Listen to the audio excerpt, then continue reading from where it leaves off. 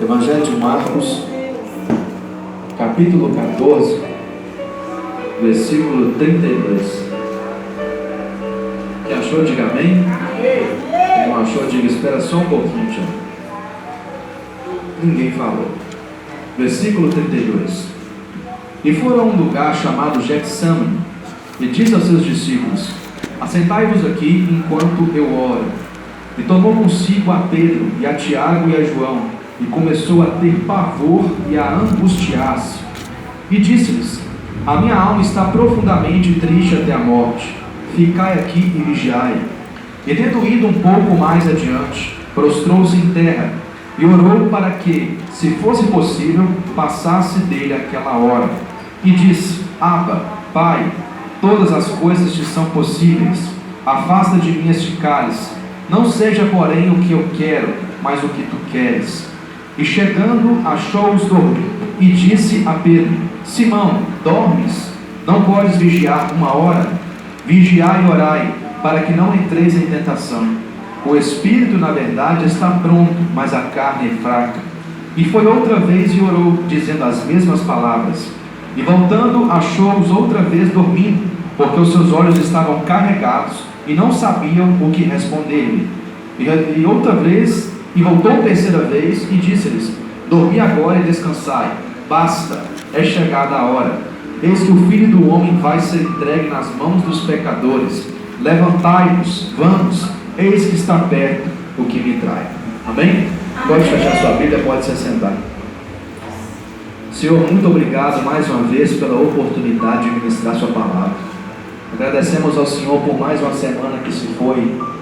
Porém, foi uma semana que o Senhor cuidou de nós, que o Senhor supriu as nossas necessidades, que o Senhor guardou a nossa vida, nos livrou.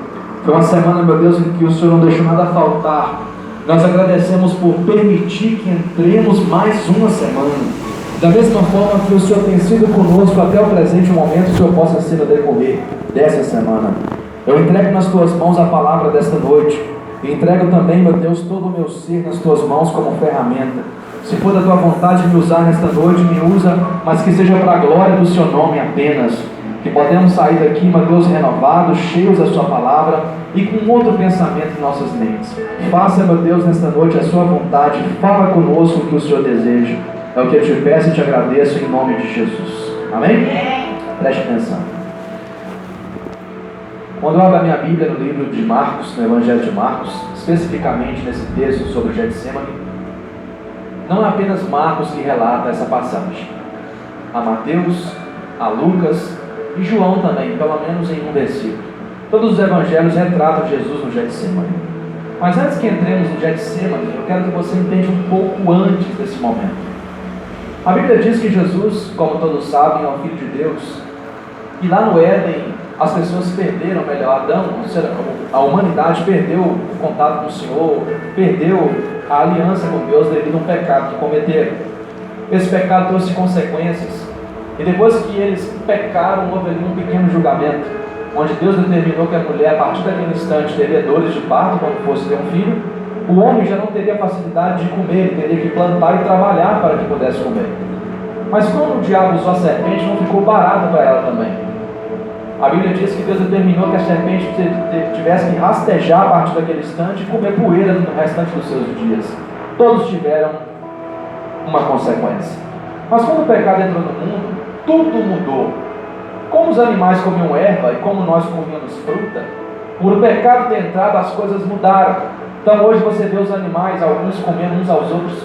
Você vê os homens querendo engolir um ao outro. Tudo mudou.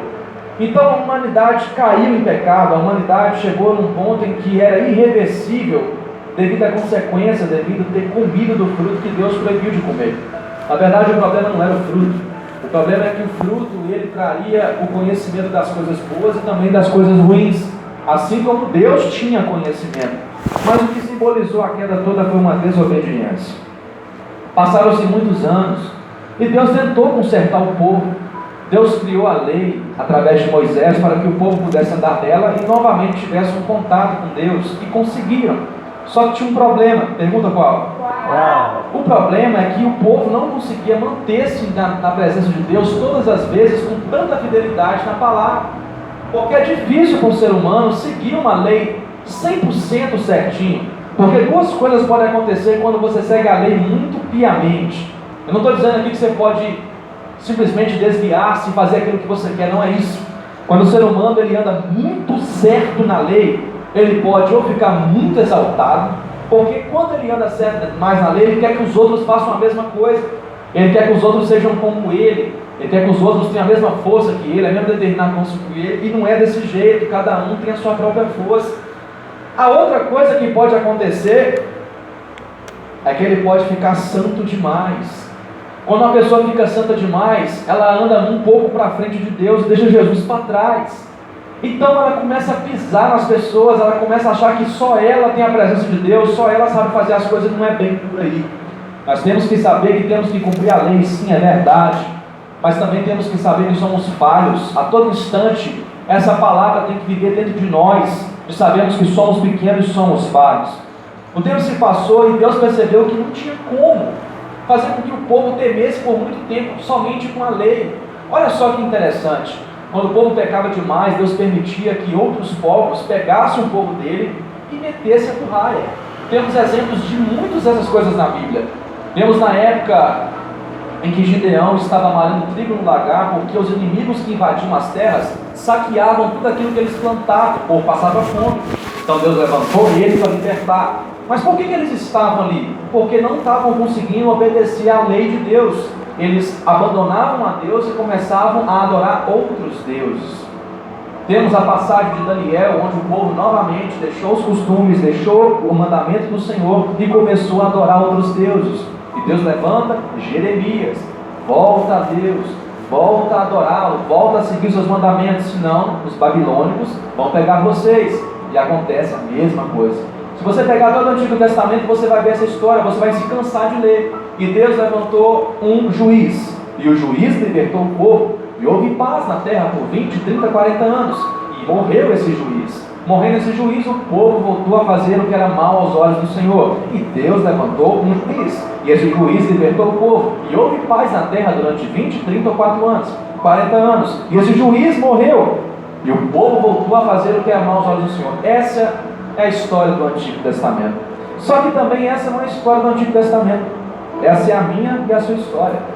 Porque você não pode bater no peito dizendo que a todo instante você está bem, porque isso não é verdade. Em algum momento você está super bem, mas há momentos, meu filho, que você se sente como eles, como quem deixou a lei do Senhor, como quem deixou de fazer o que ele desejou. Não é verdade?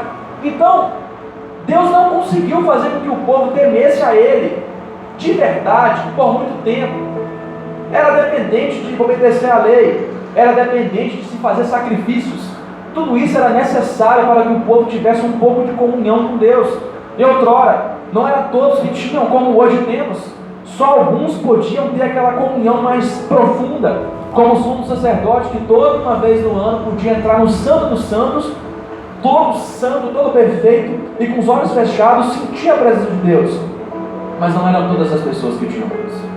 O tempo passou. Só que antes de tudo isso já havia um plano preparado. Sacrifícios de animais, obediência à lei não era o bastante. Eram pouquíssimos que conseguiam fazer aquilo que Deus realmente quisera. Moisés, Elias, Enoque, Jeremias, Eliseu. Eram poucos. Daniel, você vai ver, são poucos que conseguiam de fato seguir ali, certamente com Deus. Mas Deus já tinha preparado um sacrifício diferente. Deus já tinha preparado antes da fundação do mundo um cordeiro dele. Esse cordeiro ele seria diferente. Ele não simplesmente chegaria onde ele foi destinado a chegar, tomaria os pecados das pessoas e morreria e acabou. Naquela época, para aquele instante, não era bem assim. As pessoas, quando quiseram pedir perdão pelos pecados, tinham que levar os animais. O sumo sacerdote colocava a mão na cabeça do animal, passava os pecados. Quando havia uma declaração do pecado da pessoa, ao colocar a mão na cabeça do animal, os pecados que estavam na pessoa passavam para o animal. O animal era colocado no deserto para morrer. Quando isso acontecia, os pecados eram perdoados. Havia outras formas mais. Então tudo dependia de sacrifício, tudo dependia de obedecer à lei. E Deus já tinha preparado o seu próprio cordeiro. A Bíblia fala que antes de Jesus vir, ele mandou alguém para preparar o caminho dele. E ele tem um nome, pergunta qual? O nome dele é João Batista. João Batista nasceu um pouco antes de Jesus, mais ou menos uns 6 meses, se não me engano. E ele veio divulgando. Foi tão interessante o ministério de João Batista, no questão de preparar os caminhos de Jesus, que ele não viveu entre as pessoas. Ele foi para o deserto. Para o deserto ele teve uma dieta diferente, teve um penteado diferente, uma roupa diferente. Mas ainda que ele não era bonito para as pessoas, ainda que ele não tinha uma aparência desejável, aquele homem experimentou coisas no deserto que ninguém mais experimentou. Depois que ele teve essa fase de preparamento, ele chegou diante de um rio que se chama Jordão, e ele começou a falar coisas que os sacerdotes e fariseus não falavam.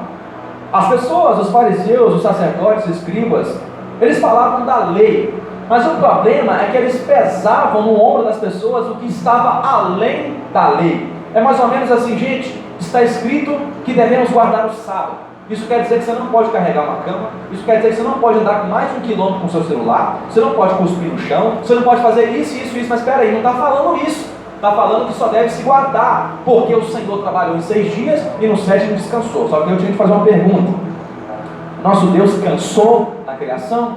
Não, porque o cansaço provém da carne. Quando a Bíblia diz que ele descansou no 7º dia, é porque ele já acabou, não tem mais nada que fazer.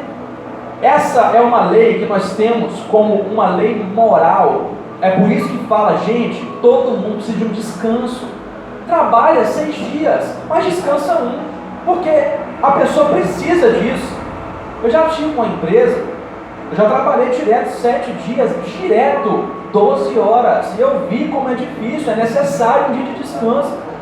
Então ele estava falando sobre isso, só que eles pesavam a lei demais sobre as pessoas. João Batista veio e começou a pregar praticamente a mesma coisa, mas de uma forma um pouco diferente. Ele falava para essas pessoas que ensinavam aquilo que não dava na lei, melhor, ensinava, mas pesando ainda mais. Raça de víboras, quem ensinou vocês a fugir da ira futura de Deus? Porque é sobre vocês, porque vocês jogam fardo sobre as pessoas que não é aquilo que está escrito. E nós, João Batista, o que devemos fazer? Aí ele começa a ensinar. Quem tem 2 capas, túnicas, dá uma para quem não tem. E nós que servimos a Roma, ficai satisfeitos com os vossos salários. Ele ensinava, ele falava e não media palavras. Até que um dia ele faz uma declaração diferente. Pergunta qual? Ele fala assim, gente, fizeram uma pergunta para ele. Ele falou assim, porventura você é o Messias? Ele falou assim, eu vos batizo com água, mas aquele que vem após mim, ele vos batizará com o Espírito Santo e com fogo. Ele é tão poderoso e importante e especial que eu não sou digno de desatar e nem carregar suas sandálias. Na mão dele está a pá, e ele vai limpar a sua eira, e vai juntar no seu celeiro trigo, e vai jogar tudo aquilo que não presta no fogo que nunca se apaga. No momento que ele estava declarando sobre o Messias estava chegando.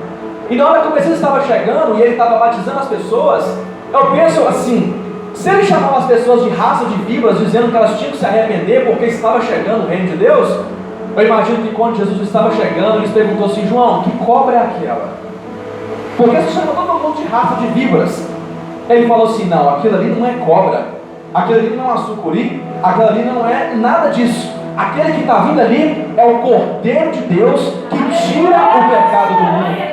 Irmãos, em nome de Jesus Cristo, a humanidade estava perdida, a humanidade não tinha mais o que fazer, tentavam andar na lei do Senhor, mas por causa da fraqueza da carne, ou por causa de qualquer outra coisa, não dava. Mas Deus já tinha preparado o Cordeiro dele antes da fundação do mundo, e naquela instância, o próprio João Batista, que foi encarregado, chamado para isso, estava dizendo, está chegando ali, aquele que vai tirar o pecado do mundo de uma forma definitiva. Tinha que carregar as sandálias dele. Presta atenção nele, ouçam o que ele quer dizer, sigam a ele.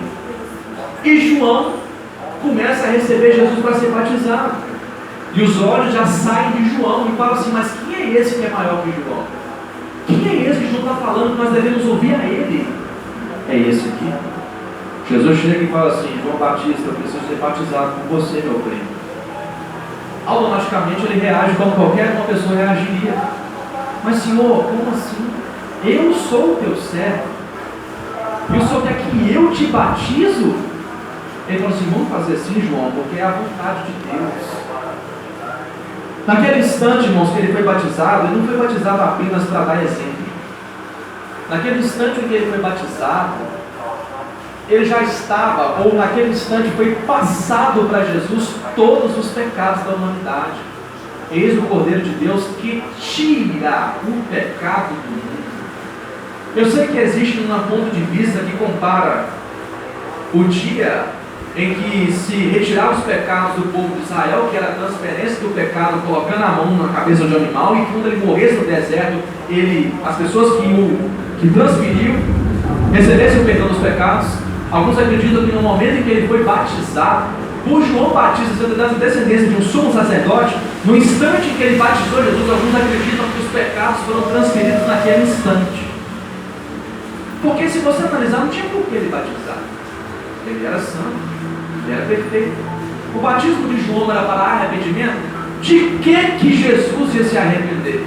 Ele falou assim, vamos batizar, João, porque vamos cumprir a justiça. Que justiça? É a vontade de Deus. Acredite você ou não, naquele instante, ou antes ou depois, os pecados da humanidade já estavam sobre ele. Após ele ser batizado, acontece uma coisa muito interessante. Pergunta o quê? Quando ele é batizado, a Bíblia diz que o céu se abriu. O Espírito Santo desceu sobre ele em forma de pomba. E não ficou só por isso. O próprio Pai lá do céu colocou as mãos na nuvem e fez assim, ó. Esse é o meu filho amado, em quem me comprazo. Estava só confirmando as palavras de João. É mais ou menos assim, ó. João estava certo. É esse cara aí, ó, que vai retirar os pecados do mundo. Seguem a ele, escutem ele, porque eu me comprazo dele. Se vocês seguirem a ele, vocês também vão ser a minha felicidade. Depois que Jesus é batizado, ele não tem uma passagem para ir para Disney. Ele não ganha um voucher para ir para um hotel. Jesus, ele é conduzido pelo Espírito Santo para o deserto. Pergunta por quê? A Bíblia diz que isso aconteceu para que ele fosse testado para iniciar o seu ministério. E aqui eu tenho que abrir parênteses. Irmão, sempre que você receber alguma coisa de Deus, seja ela bênção, seja ela unção, seja ela capacitação ou dom, prepare-se, porque vai ter que passar pelo momento do teste. Ele era ser humano. Pergunta, ele era o quê? Ele era ser humano. Havia o Cristo dentro do Jesus, mas o Jesus era de carne e osso. E ele foi para o deserto sozinho. O Espírito Santo o conduziu para lá. E ele ficou 40 dias e 40 noites sendo o quê? Tentado. Sabe o que é ser tentado? É mais ou menos assim, ó. O diabo, por todos esses anos que ele esteve antes de Jesus chegar na terra, ele já conheceu as fraquezas dos seres humanos. Com certeza ele usou as mesmas fraquezas para tentar Jesus. Só que a palavra diz que houve só 3 momentos em que ele focou, pelo menos o que está registrado. Bom, se ele é o Salvador da humanidade, ele está 40 dias sem comer. Ele está com fome. Senhor, o Senhor tem o poder. Se o Senhor quiser, pode transformar essas pedras em pães. Na hora que Jesus olhou para a pedra e escutou o diabo falando, ele, como ser humano, realmente o estômago estava roncando. E foi mais difícil para ele, porque ele poderia transformar a pedra num x-tudo, ou num pão, ou em qualquer coisa. Agora, para nós, essa tentação talvez seja mais fácil, porque eu já não tenho poder de transformar. Meu filho, se você tivesse o poder de transformar qualquer coisa em comida, ou em água, ou em o que você precisa, 40 dias era muito tempo para suportar. Então era mais difícil sobre ele, porque ele tinha o poder de fazer. Mas assim como o diabo usou a palavra para tentá-lo, ele usou a palavra para derrubá-lo. Meu amigo, está escrito que nem só de pão viverá o homem, mas de toda a palavra que sai da boca de Deus. 1-0. Ele falou assim, ok. O diabo conduziu a ele para o lado mais alto de um templo de Jerusalém. Eu não lembro a altura. Ele olhou para baixo. Estava alto. E o diabo falou para ele assim, ó, está escrito, lance-te daí, A palavra diz que antes que o seu pé tropece em alguma pedra, os anjos de Deus vão te segurar. Se segura a gente, imagina Jesus. Ele falou assim: é verdade, se eu dançar lá embaixo, meu pai vai mandar um anjo, não vai permitir que o cara caia lá embaixo. Mas também está escrito: não tentarás o Senhor vosso Deus. 2-0. Lembra-te, ele estava com fome, ele estava fraco, mas ele conseguia pensar. Porque na hora que nós jejuamos muito tempo, acontece uma coisa muito interessante no sistema nosso. Pergunta o quê? Quando você jejua, você deixa de fazer o sistema que há no corpo humano, que não para de funcionar, a parar de funcionar. O sistema digestivo. Quando esse sistema para de funcionar, as outras coisas ficam um pouco mais aguçadas, principalmente a área espiritual. É por isso que a gente jejua. Porque você está deixando de fazer o que sua carne deseja, é automático. Se você larga de lado o desejo da carne, automaticamente é o espírito que floresce. 2-0. Ele falou assim: agora eu vou ganhar, vou tirar o meu trunfo da manga. Ele quer ganhar o mundo todo. É para isso que ele veio, para salvar a humanidade. O diabo levou Jesus para um alto do monte e fez assim, ó. Eu não sei se você acredita em telão, se você acredita em retroprojetor. O diabo teve poder de mostrar para Jesus a glória do mundo todo, todos os reinos que havia na época, tudo aquilo que o homem deu para o diabo, toda a glória, todas as pessoas. Era mais ou menos assim, ó. Tá vendo tudo isso aqui, Jesus? Não é só o templo, não é só as riquezas, não é só os castelos, é a glória, é o poder, é a autoridade sobre esses reinos. Se eu der para você, fica mais fácil de você ganhar eles para o Senhor. Fica mais fácil você conseguir eles para o seu reino. Facilita aquilo que você veio fazer. Mas espera aí. Eu desfiz da glória que é muito maior do que essa. Para essa que é terrena, se eu tomar essa glória, vai acabar minha missão. Não quero. Por que não? Porque está escrito que é somente ao nosso Deus nós devemos adorar, e apenas a Ele você tem que prostrar tudo. Glória a Deus. Ele foi testado, irmãos. Eu posso ter invertido aqui as respostas, mas todo mundo conhece a história.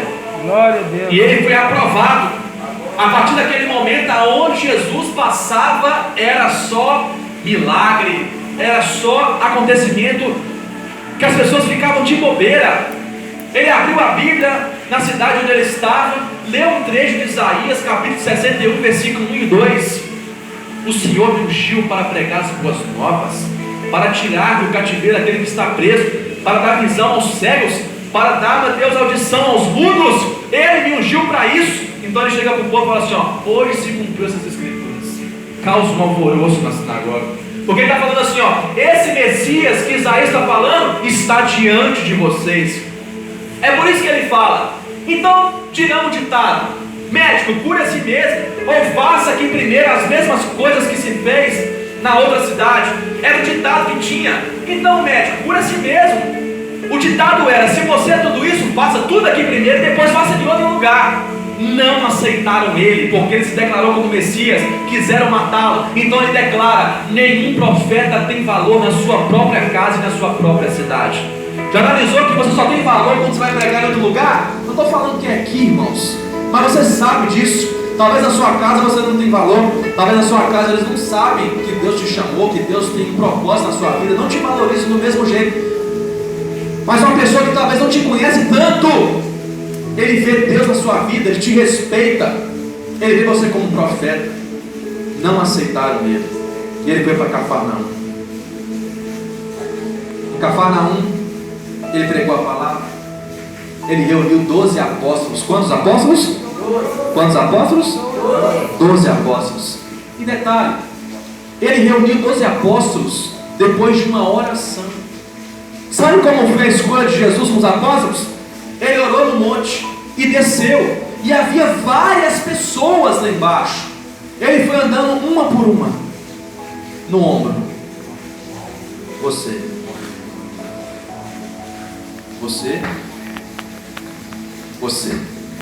A escolha de Jesus não foi pela aparência. A escolha de Jesus foi uma escolha totalmente diferente. Mas antes desse fato de bater a mão no ombro e escolher, a Bíblia fala que houve um tempo, ou melhor, houve uma instância que ele escolheu duas pessoas de um jeito diferente. Pergunta qual? Dois pescadores passaram a madrugada toda tentando pescar e não encontraram nada. Eles voltaram de manhã e faziam aquilo que era o trabalho do pescador fazer. Já que não achamos nada, então a cesta vai voltar vazia, temos que limpar as redes. Ao limpar as redes, Jesus chega. E como ele chega e eles sabem que ele é um mestre da lei, ele é um rabi, eles falam assim: Senhor, pelo menos nos conta alguma coisa. Tudo bem, deixa eu entrar no barco. O barco serviu como púlpito, os homens estão aqui, os que eu estou referindo, limpando as redes, e há uma multidão escutando. E ele diz: gente, dois homens subiram no templo para orar. Um era fariseu e o outro era cobrador de impostos. O fariseu adiantou-se no meio da sinagoga e olhou para o céu e gritou: Deus, muito obrigado pela minha vida e por quem eu sou, porque eu dou dízimo de tudo que eu ganho, jejuo 2 vezes por semana, oro todos os dias, não sou como esse publicano, cobrador de impostos. E ele diz: mas o publicano, ele foi para o canto da sinagoga, ele não se atrevia a olhar para cima, porque ele batia no peito e gritava: Deus me perdoa porque eu sou um pecador. Então ele pergunta para as pessoas: quem dali saiu justificado? O fariseu ou o cobrador de impostos? As pessoas disseram: eu acho que é o cobrador de impostos, Senhor. Vocês estão certos, porque todo aquele que se exaltar será humilhado, mas aqueles que se humilhar, Deus os exaltará. Aleluia. Acabou o sermão, Jesus vira para Pedro e fala assim: Pedro, me leva para o meio do barco, joga as redes do lado mais fundo que você vai pescar. Pensa em alguém que passou a noite toda jogando rede e não conseguiu nada. É quando eu e você estamos orando, buscando, entregando currículo, fazendo alguma coisa e não dá nada. Aí você chega de noite cansado, vencido, totalmente desanimado, e chega alguém e fala assim: ó, volta lá agora e leva o seu currículo, volta lá agora e ora, volta lá agora e faz isso que vai dar. Mas irmão, eu andei o centro todo, mas irmão, eu orei o dia inteiro. Faça agora e vai acontecer. E eles juntaram aquela última força, foram para o lado mais fundo, e Jesus falou: pode jogar a rede. Mas Senhor, de madrugada jogamos aqui. Pode jogar agora. Mas já está de dia, os peixes aparecem mais de noite por cada um. Joga agora. E jogaram. Bom, o Senhor está mandando. E foram puxando. Você não sente o peso de peixe na rede enquanto não está na superfície. Está puxando. Pedro puxando, olhando para João. Vamos lá, está mandando. E quando a rede chega, vários peixes começam a saltar na rede, eles começam a puxar aquilo como meninos bobos, que estão falando: agora, que tanto de peixe, que tanto de peixe. O barco se enche de tanto peixe que ele tira os olhos do peixe e olha para Jesus. Jesus está escorado assim. Quando Pedro olha para Jesus, ele tem uma reação diferente. Pergunta qual? Ele olha para Jesus todo feliz, mas ele muda a feição. Ele fala assim: afasta de mim, Senhor, porque eu sou um pecador. Ele estava reconhecendo que aquilo ali de fato era o Messias. Ele falou assim: não temas, Pedro, a partir de hoje você não vai mais pescar peixe, você não vai mais pescar nada dos frutos do mar. A partir de hoje você vai pescar homens para o meu reino. Pedro foi escolhido assim, e você também foi. Não foi por acaso. Ele não desceu do monte, foi escolhendo as pessoas de dentro pela aparência. Ele conhecia a história de Pedro, ele conhecia a história de todos eles. E da mesma forma que ele escolheu a Pedro e a outros daquela forma, ele também escolheu a nós. Foi de dedo, foi desde o ventre da mãe, foi num propósito especial. A escolha da nossa vida foi especial.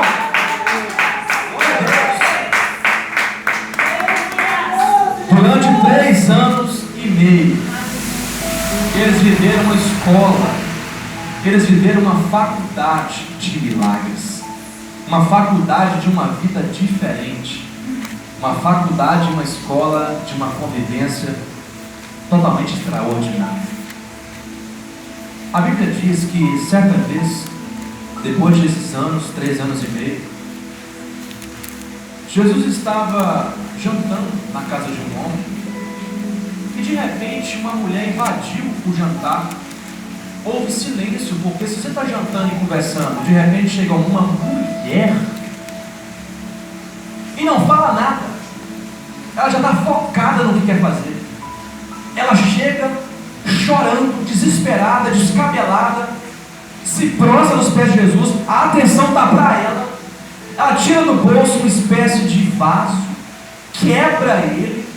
Quando ela quebra ele, ela derrama esse unguento que estava ali dentro nos pés de Jesus. O cheiro toma conta da sala de jantar. E as pessoas estão assim, mas o que essa mulher está fazendo? Que escândalo é esse?